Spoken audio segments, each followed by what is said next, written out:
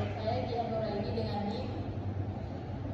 Kita akan mulai dengan pertanyaan pertama. Apa itu kerjasama internasional?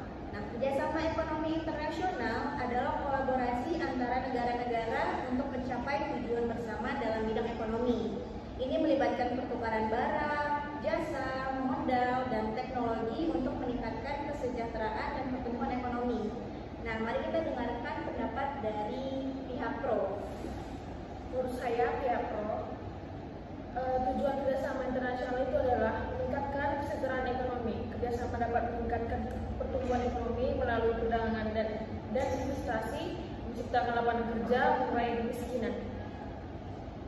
Kita dengarkan dari pihak kontra. Menurut saya sebagai pihak yang kontra itu ada ketidakadilan yang dimana negara-negara besar seringkali mendapatkan keuntungan lebih, sementara negara kecil mungkin dirugikan dalam perjanjian tersebut. Nah, yang kedua dari pihak pro. Yang kedua itu ada perdamaian dan stabilitas. Kerjasama membantu mencegah konflik dan menciptakan perdamaian dunia dengan membangun kepercayaan antar negara. Dari pihak kontra. Sementara dari pihak kontra itu yang kedua ada konflik berkepentingan, yaitu perbedaan kepentingan nasional dapat menyebabkan kerusakan dalam hubungan internasional.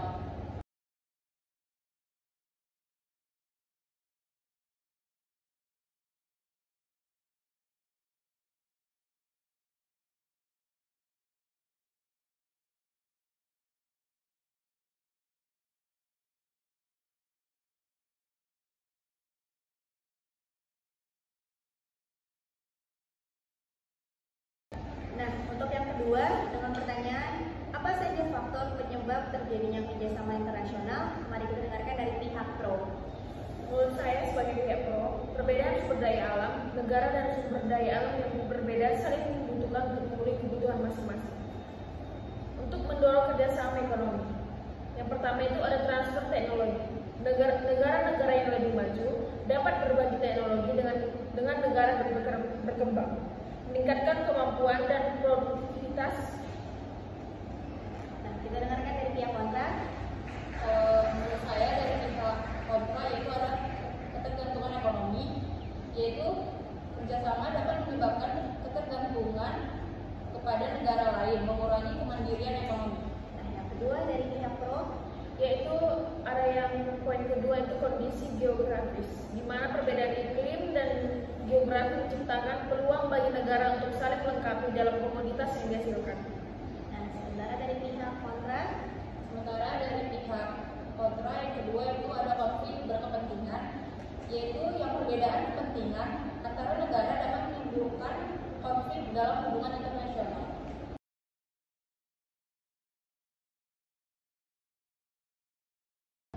Nah, untuk pertanyaan nomor 3 yaitu bentuk-bentuk kerjasama internasional. Kerjasama internasional memiliki berbagai bentuk.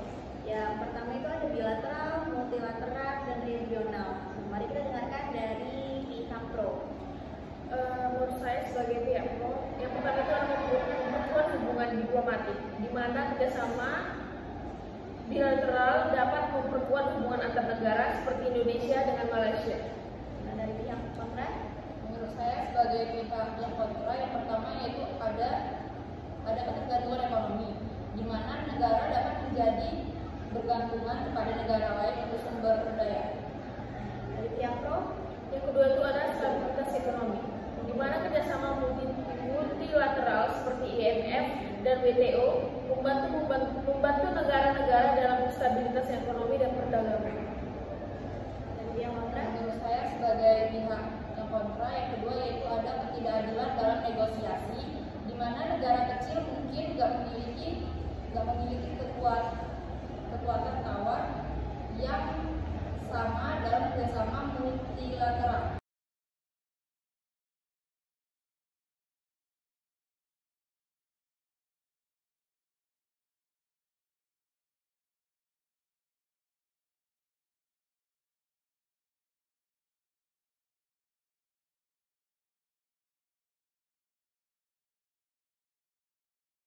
Nah, yang nomor 4 adalah apa saja bentuk kerjasama ekonomi internasional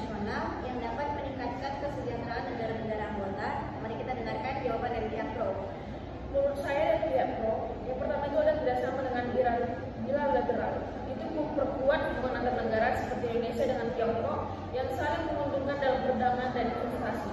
Sementara dari pihak kontra, Menurut saya sebagai pihak yang kontra, yang pertama itu ada ketergantungan ekonomi, di mana kerjasama dapat menciptakan ketergantungan kepada negara lain, mengurangi kemandirian ekonomis.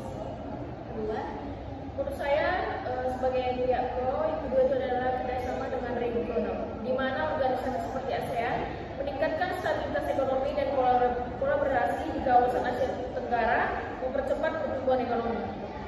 Sementara dari saya pihak yang kontra yang kedua yaitu ada dominasi pihak luar, di mana negara-negara besar sering mendominasi perjanjian merugikan negara kecil dalam negosiasi.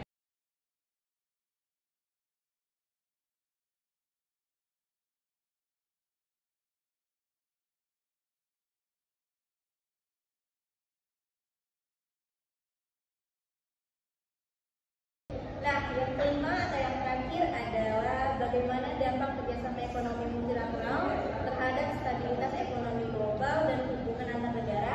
Mari kita dengarkan jawaban dari pihak pro. Saya dari pihak pro itu pertama itu ada stabilitas ekonomi global, di mana kerjasama multilateral seperti yang disfasilitasi oleh WTO menciptakan aturan perdagangan yang konsisten, mengurangi ketidakpastian dan meningkatkan kepercayaan di pasar global.